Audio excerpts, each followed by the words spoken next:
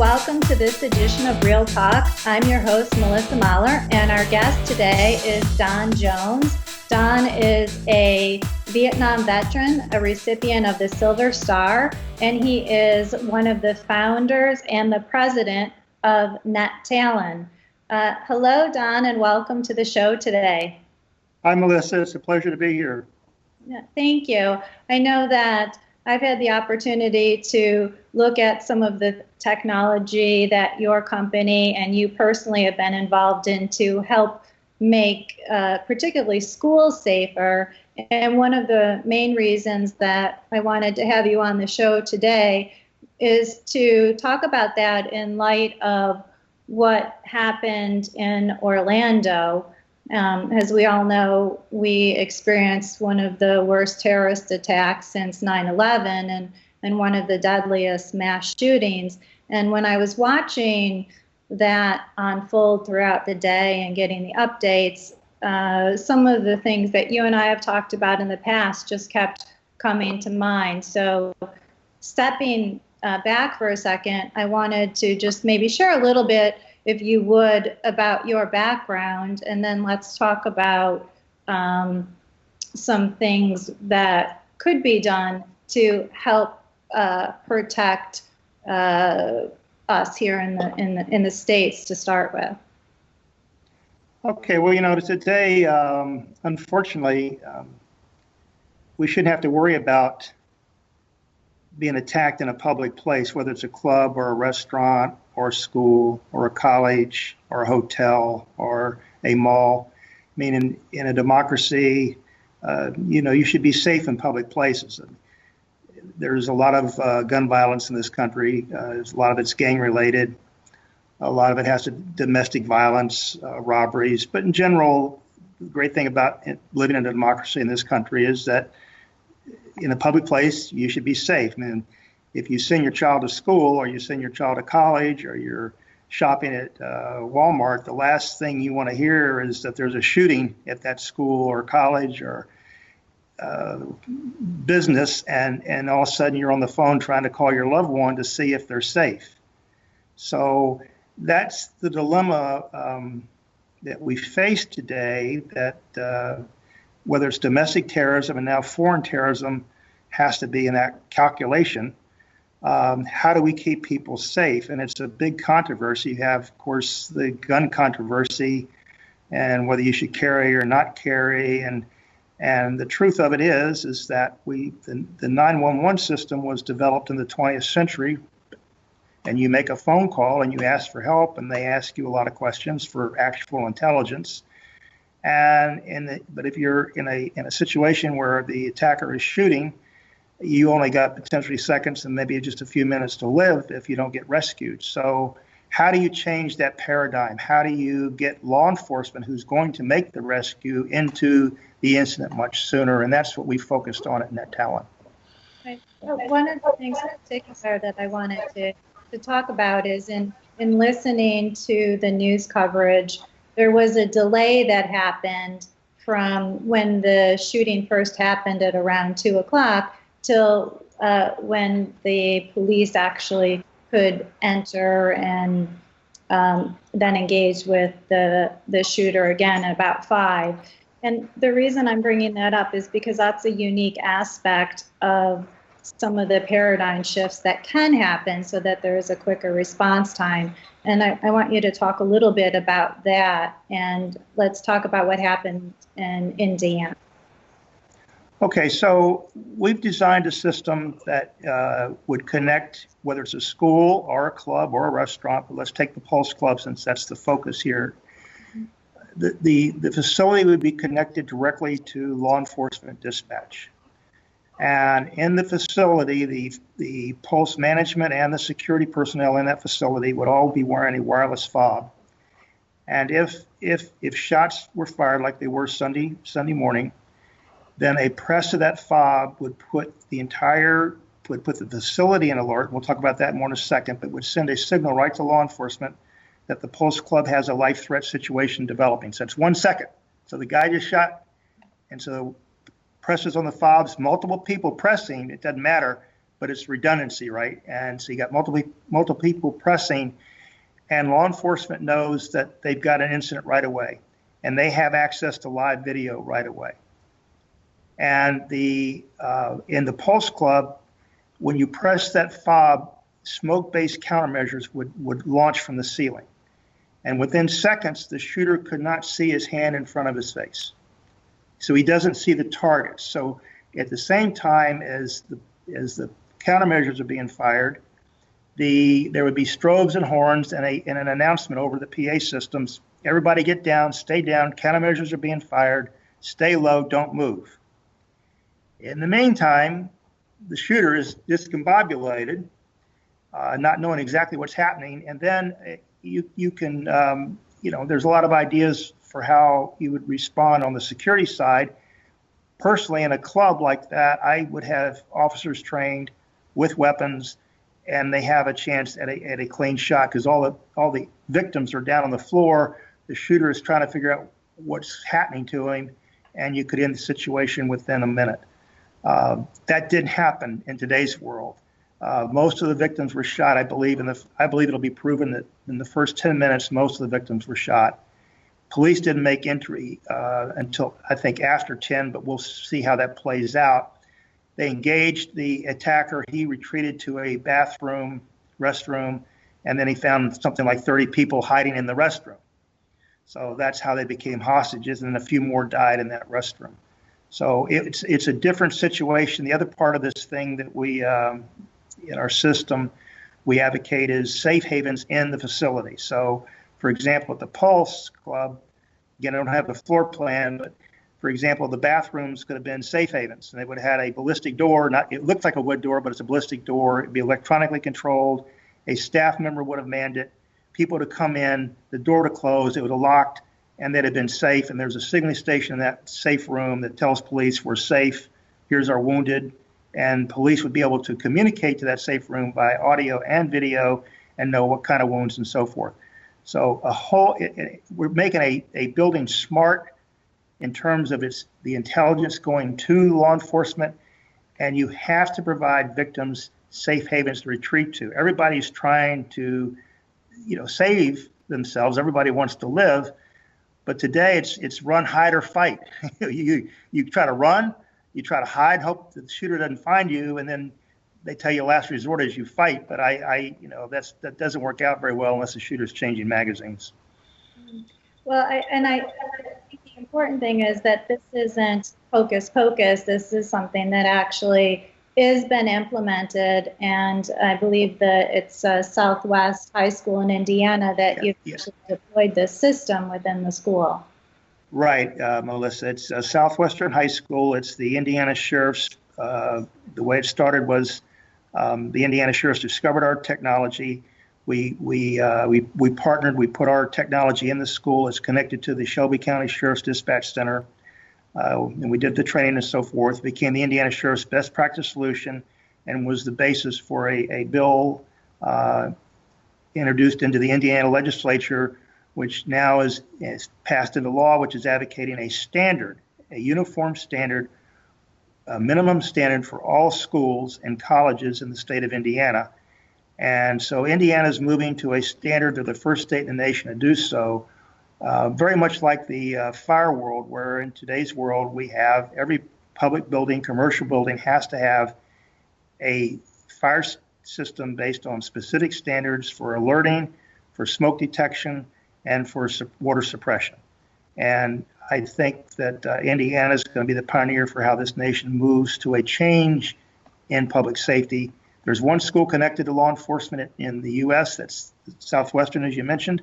I believe that when the Indiana law is amended next year, it will be there'll be 1,900 schools connected eventually, and then I think it sets the stage for America to change how we protect our public. And watching the video that the Today Show did right before the start of this school year, the reporter that went through actually experienced the whole system, and watching it play out as a mom with 2 kids, I want that in my school. And again, the ability for law enforcement to see and respond immediately and know where the shooter or shooters are located in the building and who needs help. I think that whole idea about having a smart school or a smart club or smart building is really important.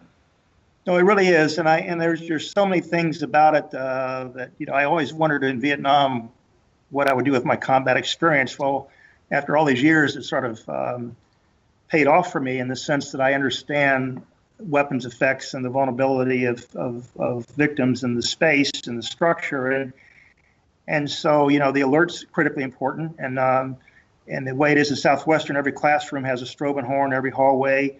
So in 1 second, everybody knows there's a life threat.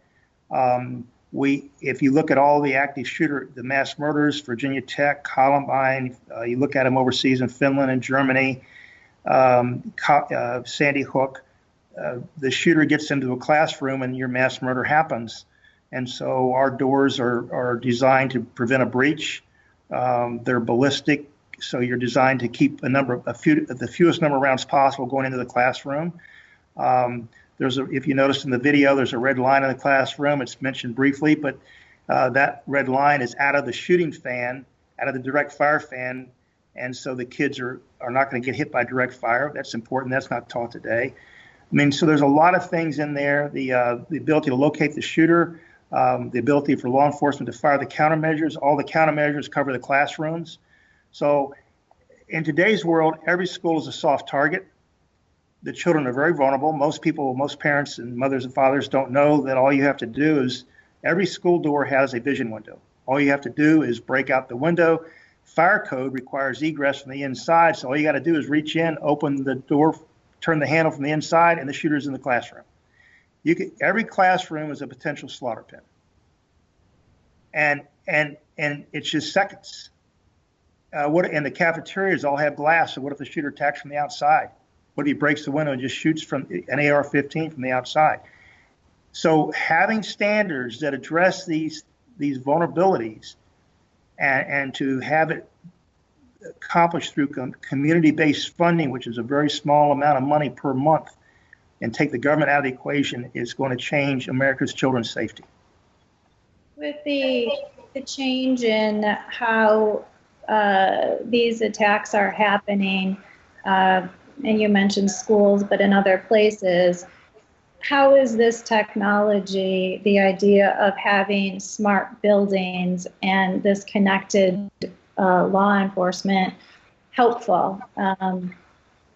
Obviously, with stuff with 9/11, it was a different situation, but that's not what we're seeing lately. No, right. Well, law enforcement's not en route until they know it's happening. The statistics are that it's 2 to 4 minutes before the first 911 call gets out, typically, because the people that are right in the middle, the people that are the immediate victims that are under gunfire aren't making the call. And so it can be 2 to 4 minutes before the first call gets out. Well, that's in today's world, the active shooter incidents do not last much longer than 10 minutes. So if you just lost 2 to 4 minutes, you're already the law enforcement's behind the incident timeline. So, and then let's say they have a 3 to 5 minute en route travel time. The FBI data shows that 70% of the incidents are over before law enforcement arrives. So the idea of connecting the building on a virtual private network where law enforcement can immediately get the alert in 1 second, can immediately launch countermeasures to cause the shooter to either slow his attack or disrupt his attack or cause him to leave is a win-win. And the ability to have safe havens is an incredible empowerment, not only for the victims, but for law enforcement to end the incident, make the rescue. That's the change we should really consider today, given the communication infrastructure and the threat we face today. What type of response are you getting from law enforcement, both Indiana and I know that you've spoken to other states' law enforcement departments and Homeland Security? Law enforcement cannot believe that you can move all the actual intelligence, and by that I mean, in this case, the location of the fact that there's an attack, the location of the shooter, to gain subject description and weapons platform description, what weapons he's carrying, or how many shooters. Law enforcement can't believe you can get all that on one graphic display in real time, continuously. So it's an unknown solution, and it's been true in Pennsylvania, it's in Maryland, where we're trying to replicate the Indiana model, and in North Carolina and Tennessee. So it's an empowerment that's still unknown, and I'm hoping that this year we can see some success in these states and introduce the paradigm change, and that law enforcement will become the spearhead and drive that change across the country. We focused on schools right now, and we've talked about the Pulse Club in Orlando. But there's other venues. When I was at the Super Bowl, I didn't find out until much later that there was a potential attack during the game played in Arizona. And it seems that those types of targets are also, they're always a heightened security alert. And how can this type of paradigm help in those situations, or is it not applicable? No, it's not really. I mean, we're really, to be honest, Melissa, we're really a system that's designed, in building. We're not a solution for every venue, but we are a solution for schools, colleges, restaurants, hotels, malls. The application varies. Hotels. The application varies as to how you would design it and put it into the facility, but any kind of, in hospitals of course, but any kind of in-building system, we would do well. We also have the ability for our embassy, like Benghazi, for example. So the Benghazi attackers, or 150 some attackers, they mass. There's cameras, the video. They see the attackers. They make a call to the State Department. They request rescue. And of course, rescue is 4 hours away or whatever. It doesn't happen, right? Right. Well, in our system, we could literally put a control system. I'm using Benghazi as the example, but a high-risk consulate or embassy. You'd have a control system that could be commanded locally, or it could be commanded from the State Department. But then, in Southwestern, it's non-lethal countermeasures. It's smoke-based countermeasures. But in Benghazi, it could have been lethal countermeasures. And literally, you, through cameras that have motion detectors with different ranges, you would integrate those devices with the defensive lines where the lethal countermeasures are, and literally when the attackers were in the first line from the State Department, let's say 9,000 miles away, right? Mm-hmm. In 4 seconds, those defensive measures would have fired and wiped out those attackers. 4 seconds. So there's oil field processing units, gas fields, where you have your critical equipment, the processing units for those gas fields and oil fields. You could protect those facilities. The Kenya college massacre, 147 killed, where you got Boko Haram and Al-Shabaab. You could protect those kinds of facilities, the perimeter, with lethal ordnance, and that'll be the last time Al-Shabaab attacks a college, I can tell you that. So there's a lot of potential here, but it's about taking 21st technology, making buildings smart, as you discussed earlier, having the alert and actual intelligence immediately, and being able to impact the situation within seconds. So. Where are some places that people can go to find out more about this technology, and if it's being introduced, or speak to their schools about it? Why don't you answer that first? Well, I would encourage all your audience to Google the safest school in America, and the Today Show Rawson report will come up. And I would encourage all your listeners, mothers and fathers, to contact their state representative and tell them about the Indiana initiative to make all schools equally safe and all children equally safe and teachers equally safe. I think that the Indiana model sets the stage for, like, back in the days in the 1800s, the first wagon train west. I think Indiana really sets the stage for how this country should change how we protect our citizens and our children, especially our children. I have to tell you so sadly, the Pulse Club now is the worst mass murder and worst mass shooting in U.S. history. If your listeners would just think about the Peshawar, Pakistan attack on the school in Peshawar, Pakistan, which was located on a military base for better security. It was on a military base. 6 Taliban attackers, within 15 minutes, on a campus-type environment, killed 147 people and wounded 117, and 132 were children. If that happens in this country, it would turn this country upside down. And I do not know where the next attack is going to be, but I do know schools are a high priority target for ISIS.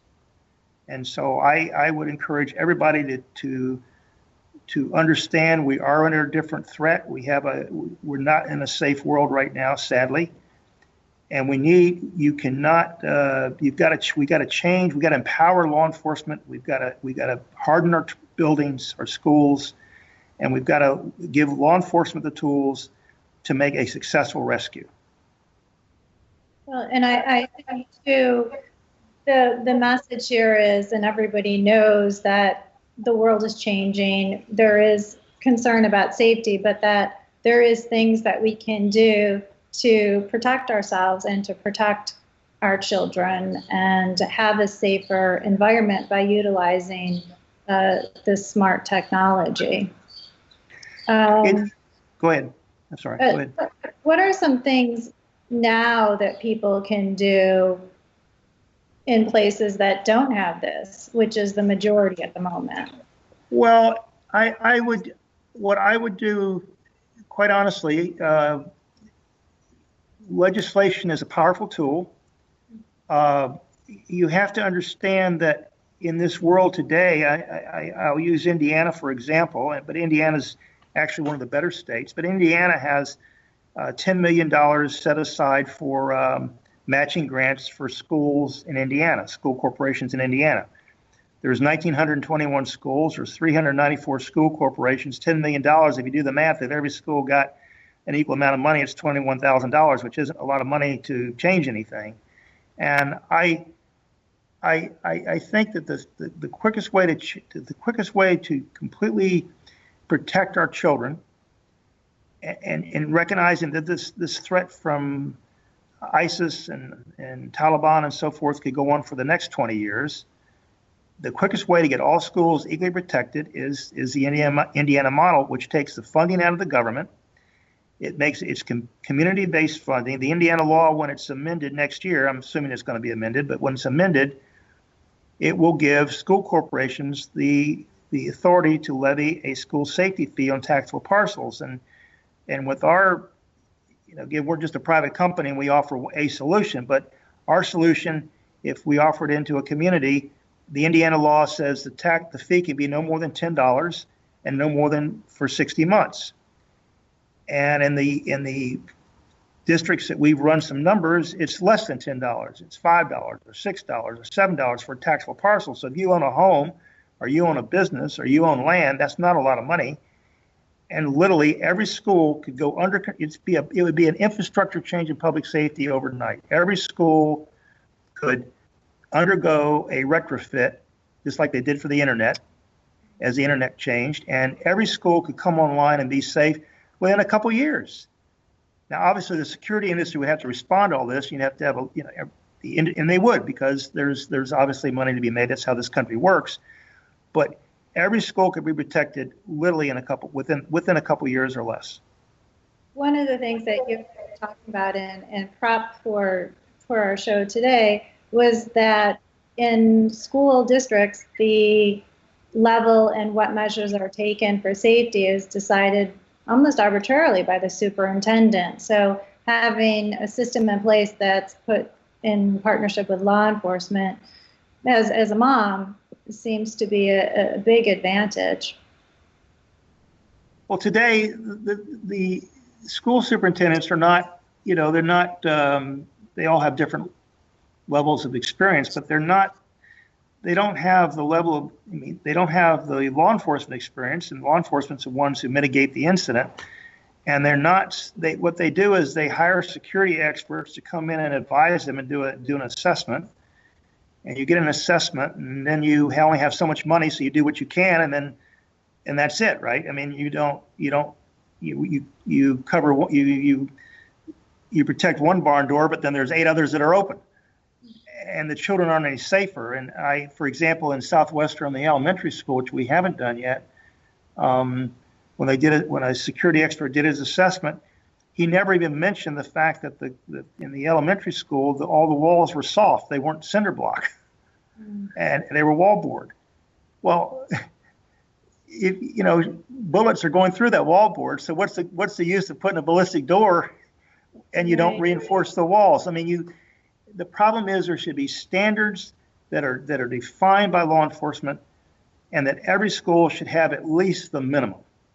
And so again, just like the fires, just like today, fires are not the problem they used to be in the past, because not only is building construction improved, but every building has to have a specific type of system, and that's what we should do with life safety on the security side. We have not done that, and every shooting, whether it's San Bernardino, whether it's in Colorado at Roseburg, at Umpqua College, or whether it's Columbine or Sandy Hook or Virginia Tech, they've all resulted in mass murders.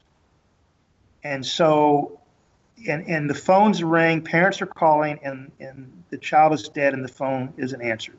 So what I'd like to see is a paradigm change in public safety in America, where we protect our people, given we have new technology, we can make buildings smart, we have this insidious threat, unfortunately the internet does social radicalization. I mean, you can be anywhere in the world and you can listen and see and hear anything, right? I just think we got to take a different look at how we protect the homeland. Well, and so the goal for today was to share some information to let people know that there is some things to at least think about and to look into about making places safer, and to take a look at this as one of the possible solutions. So I wanted to, we'll obviously share the video of the demonstration for Indiana, and I wanted just to invite our audience to send questions and to let us know, their thoughts on this topic and other topics that you would like us to discuss or people to speak to. And Don, I wanted to thank you for coming on and sharing this information with us, and your insights both as a veteran and working very closely with law enforcement and this technology. So thank you for joining us today. No, thank you. Thank you for having me, Alyssa. It's been my pleasure. All right. Well, thank you. And this has been Real Talk, and I'm your host, Melissa Mahler, and see you next time.